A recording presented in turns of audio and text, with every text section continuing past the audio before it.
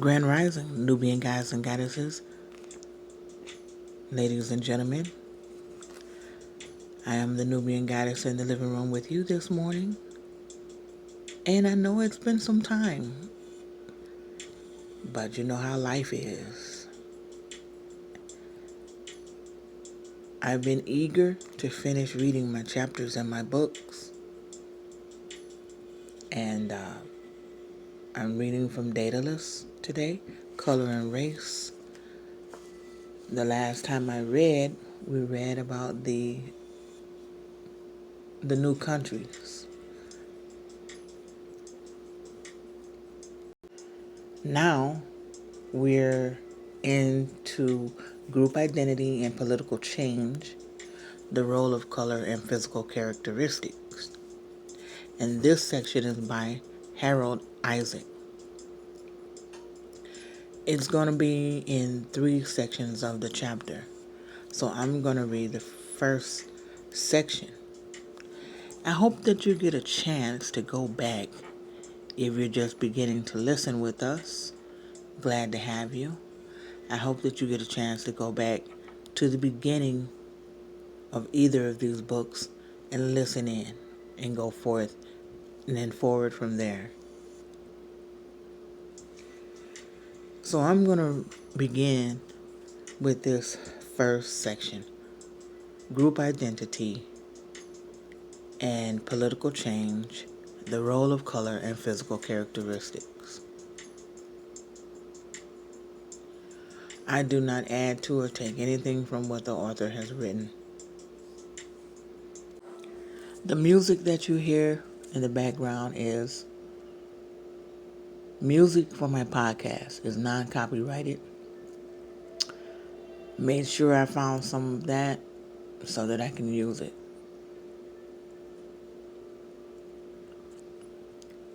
And my own music. This is chill lo-fi hip-hop.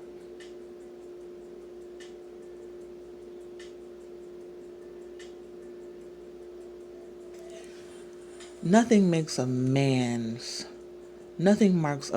group identity more visibly or more permanently than the color of his skin and his physical characteristics. Men have used these primary symbols of what has been called race as a basis for their self-esteem or their lack of it.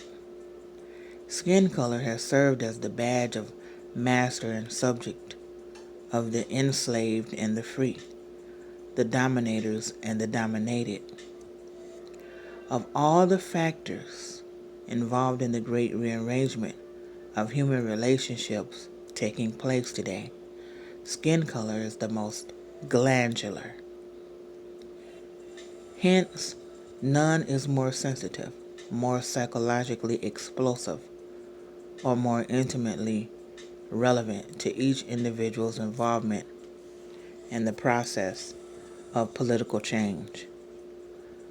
This matter of race has invested much of current political change with its deepest kinds of emotional violence.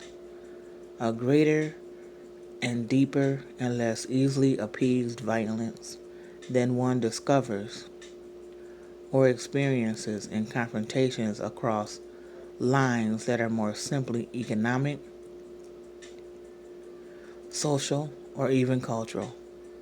It underlines the stronger passions more commonly aroused in national collisions, especially where these are also ethnic in character. Around it swirl all the rationalizations, self-deceptions, mythologies, and mystifications by which men have patterned their stores of pride or debasement, of elevation or rejection of others or of self. It colors the images in which men have made their gods. By current political change, I mean, to begin with, the great and obvious ones. The shift from colony to nation, the collapse of the power systems of the last 2 or 3 centuries and the rise of new ones at national, regional, and intercontinental levels. These changes have brought or have begun to bring other less obvious or less visible transformations in their wake. With the collapse of the power structures came the collapse of the superstructures, methodologies, assumptions, and styles of behavior that had governed the patterns of relationships between groups of people within the power systems in the past. The plainest of these are the superiority-inferiority patterns of races and cultures, and most especially the myth of white supremacy, established and maintained during the era of Western white world dominance. Much that was given in these matters for so long has now been taken away. Much of the present turmoil comes out of this disorderly reordering of human experience. Under the pressure of these massive displacements, the relative place of virtually every group of people on earth has been shifting in some way. All the lights, angles, shadows, and reflections by which people see themselves or are seen by others have moved or are moving. All the postures and styles of behavior are ceasing to be what they were and more or less convulsively becoming something else. In this kaleidoscope process, color and physical characteristics have, of course, been highly visible, more so perhaps than much else that might be of equal or greater importance. Political and economic change is most heavily subject to considerations of geography, resources, technology, power, social organization. Nothing in this paper will suggest that the element of skin color or race is co-equal with any of these in the determination of human affairs. But it is present in them all. It varies in importance, but is nowhere unimportant.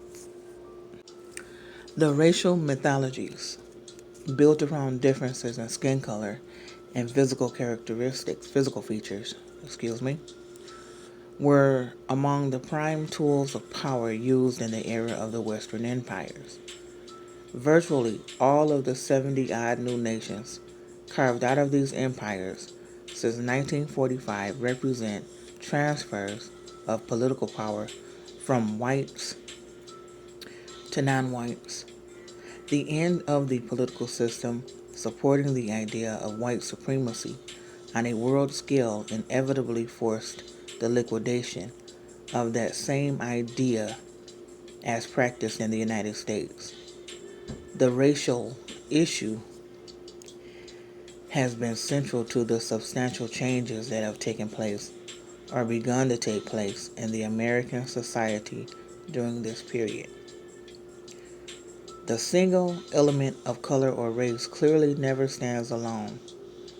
Its place and relative importance can be fixed only by examining the particulars of every particular case, and the same goes for its relative place in the shifting patterns of the many group identities of people living through the experience of change. We know a great deal more about race than we did.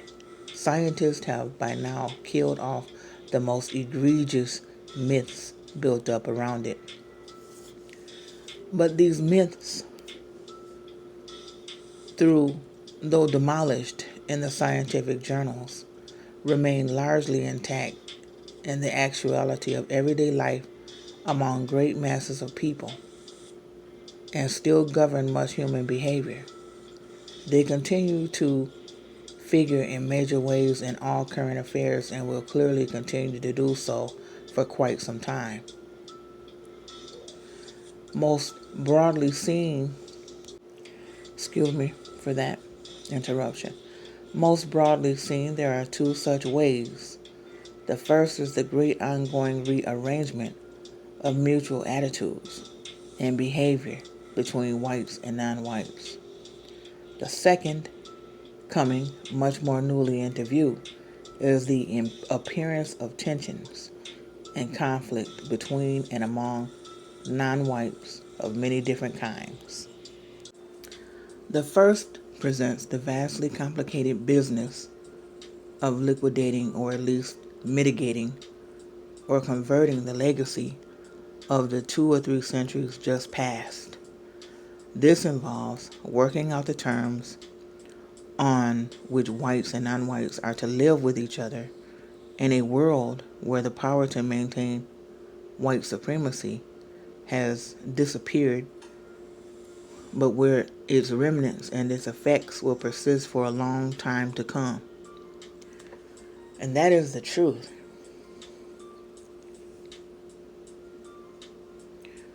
Rearguard battles for the maintenance of white supremacy will go on for quite a while in places like South Africa and Rhodesia and in parts of the American South. The issue will also flare up in new ways, as it has in northern cities in the United States, where ghetto tensions aggravated by the uneven pace of change have produced riots and the confrontation of black and white racist extremisms, as well as the broader and more complicated emotions of the so-called blacklash, the resistance of unrestructured whites to the pressure of newly emancipated Negroes. Now, the only problem that I have with that part is when he said, I'm going to go back. The issue of racism will flare up in new ways as it has in northern cities in the United States, where ghetto tensions aggravated by the uneven pace of change have produced riots and the confrontation of black and white racist extremisms. Now that's where I have to say something, because we already know, we've had several movies, The Hate You Give, and we really, they like to say that black people can be racist, but we can't be racist because racism consists of power and control of resources and opportunities. Black people have not been able to be in control of, have control as far as power for money control for power and resources and opportunities. So when you talk about black racist extremisms, no, we, most of the time when you have black organizations, they are in response to the hate that has been given, the racial extremism that has been given from the white racial extremists. If we didn't have that, we wouldn't have to have any thing to help support our people. We wouldn't have to have these things set in place. Like I'll just use the civil rights movement, NAACP organizations, and a plethora of others. We have the Black Panthers, the new Black Panther Party. We have a new era now. We have these things, these organizations are in place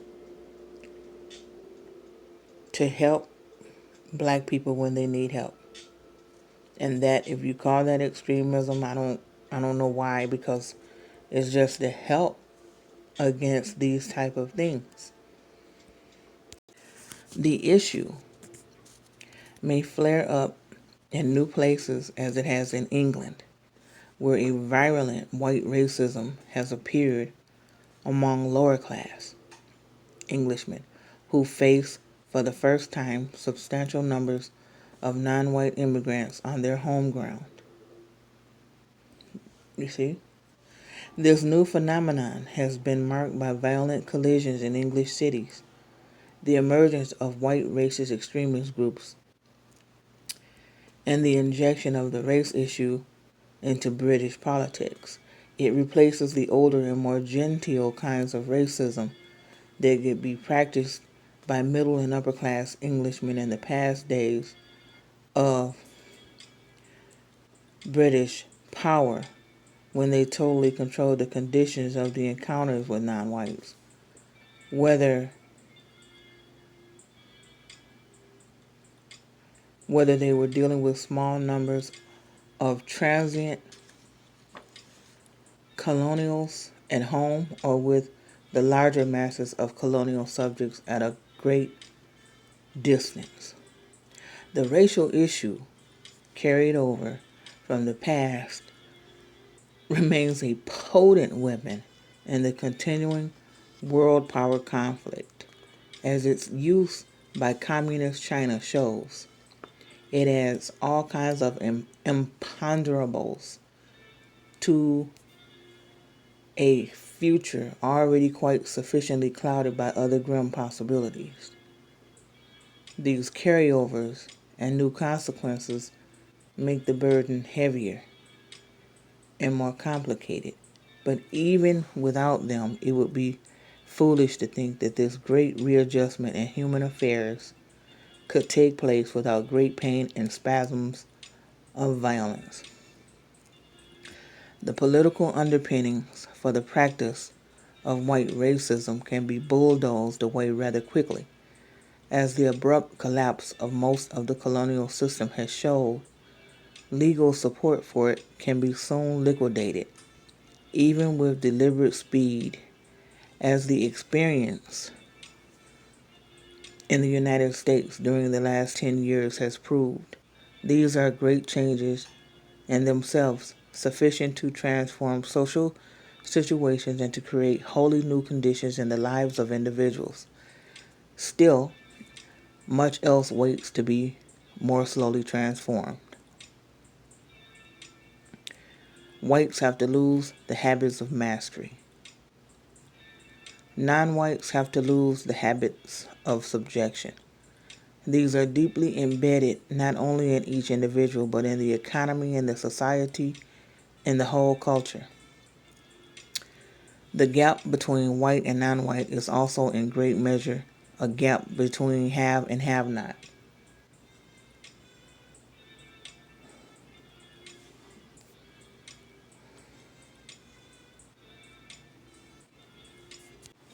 Indeed, as the history of empire and the slave trade shows, racial mythologies were first used largely to help create, widen, maintain, and rationalize this gap. It will not be quickly or easily closed, as everyone now knows who has had any contact with the intractable problems of development in the former colonies, or the hardly less formidable problems of overcoming poverty at the lower levels of American and other Western societies. But the gap is not economic alone. The habits of mind created by this long history of mastery and subjection are part of the culture itself in all its many manifestations. Conscious and unremitting effort will be needed to free the culture of the many gross and subtle ways in which it has shaped whites and non-whites to these patterns. This effort begins in the political, legal, and economic systems, but then must move into society's educational systems and religious establishments. its great bodies of sacred and profane literature, folklores, and languages and vernaculars. Social mechanisms are only now beginning to bend themselves to this effect, more so in the United States today than anywhere else in the world. Meanwhile, all the great numbers of individuals formed by this culture must live through this time of change, each one experiencing it in his own acutely personal way, each one bruised or cut or wounded, terrified or enraged by the jagged edges of a social order being torn apart. The old order of things produced its sets of deformities. The process of correction produces its own. These may give way in due course to some more commonly tolerable condition for all, a world in which people will hate or despise one another for different or less idiotic reasons. But right now, and for some unpredictable length of time, whites and non-whites will be suffering from all kinds of stigmatic distortions as they struggle to refocus their views of themselves and of others. I hope I said that word right. Astigmatic distortions. Okay. Among the whites, there are rearguard races diehards, or much more numerously, members of the great generality of people who share the common mindsets and behavior patterns of their culture and will not easily abandon or change them. And the thing about that is,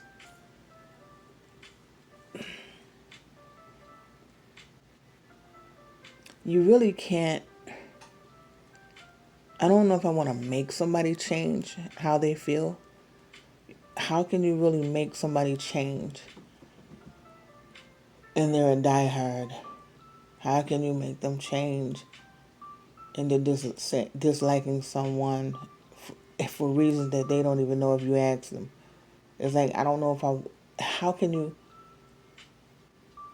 like, that is a very great question as far as I'm concerned. Like, how do you, like, if somebody doesn't like a certain food, how do you, they won't know it until they try that food if they've never tried it. But even at that point, even if they tried it and they just don't like it, they just don't like it, right? A certain car or something, you just don't like what you don't like, you know, and you can't make somebody not like something. I'm just having a conversation with you. I just don't. I don't see that how you can't make somebody not come into a new way of thinking. You just plant the seed, and if something's been there all the time in it's like some things are in the DNA. So if it's just if it's there that way, then that's just it. So it goes on to say some may fight desperately to hold on to the receding power of their whiteness. Many more cling passively to the belief that their whiteness is superior. Still, others insist on preserving their own tribal separatenesses,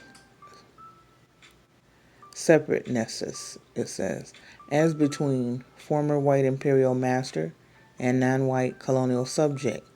The nationalist overturns have, of course, produced this separateness, at least for the latter. The migration of non-whites to post-imperial England has created one of the new situations in which white separateness becomes an issue in a place where it never had come into question before. Just how whiteness may serve as a basis for a separate group identity and some future pluralism remains to be seen. What is clear now is that it will not again be possible. Certainly not in the American society. To maintain white privilege by denying non-whites their share of the common rights of all. It is an irony worth noting that while American democratic ideology is at long last imposing itself on white tribalism in America, the same kind of white tribalist behavior is breaking again and again in communist Russia and other European communist countries through the restraining facade of communist ideology. In communist theory, any kind of racism is, like anti-Semitism and other oppression of minorities, a social disease produced only by exposure to capitalist exploitation. In communist fact, white racist behavior, like anti-Semitism and all kinds of restraints on minorities, has become embarrassingly visible, especially in the friction between local whites and non-whites, particularly African students, and by Peking allegations, also Chinese, without either minimizing American or Western European white tribalism or exaggerating the Russian. It will obviously take some time before white people generally come more fully to terms with the new non-supreme terms of their whiteness. So, that is the first section of group identity and political change.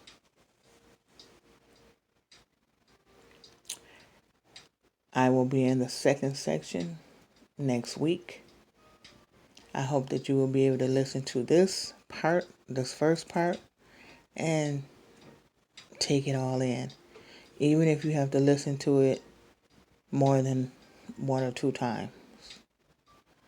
Because we are really going to get into this in the second part. It really goes in further. I thank you for being here with me this morning. I hope you had a nice cup of coffee, a cup of tea, orange juice, whatever you like. I'm just so organic here, so natural. It's almost like you're here. That's why I treat it that way. Everything is so quiet and so pleasant this morning, with just a little bit of music. I happened to look to my right and I saw a squirrel crawling on my patio and sneaking over to where my tomato plants and my pepper plants were. I know what he's doing. But anyway, I wish you peace, light, and love. Until next time. I am the Nubian goddess in the living room tonight. Hotel.